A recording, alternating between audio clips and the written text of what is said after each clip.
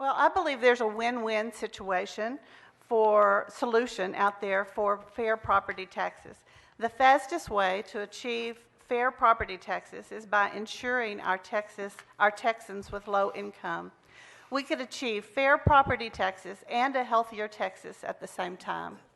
Right now, our local governments in Texas spend at least $2.5 billion in local tax dollars for indigent care, inpatient hospitalizations for individuals in jail, and charity care.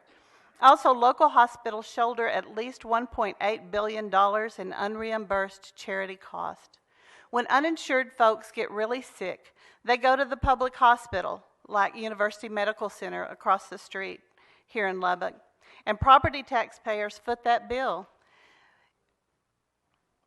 Right now, local taxpayers and hospitals pay 100% for the uninsured. Several years ago, when Texas decided not to accept the federal Medicaid dollars for adults with low income, it seems like no one won. Middle and upper class property owners are paying higher property taxes to pay for health care for people with low incomes, while adults with low incomes cannot receive the routine and preventative health care that would keep them healthier. We could fix the problem. Texas could cover as many as 1 million low-income uninsured Texans using the federal Medicaid dollars. 90% of that Medicaid cost would be paid by the federal government, and the 10% that Texas would have to pay is much less than we currently spend on the care for individuals with low incomes. Conservative estimates are that to care for the uninsured with low incomes, we now pay 6 times as much as our 10% match will be for the federal Medicaid money. So all Texans would win. Property owners would get relief from high property taxes. Our Texans with low incomes would be healthier and more productive.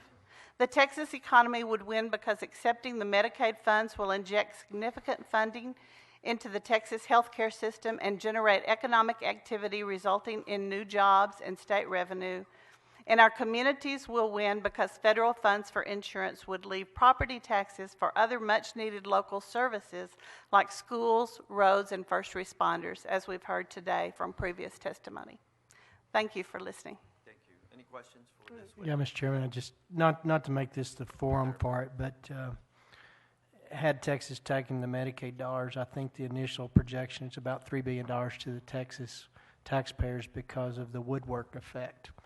And your talking points don't address that woodwork effect. So I just want to make sure as people hear testimony that they don't leave here with the thought that Texas is heartless and didn't want to take care of its indigent care.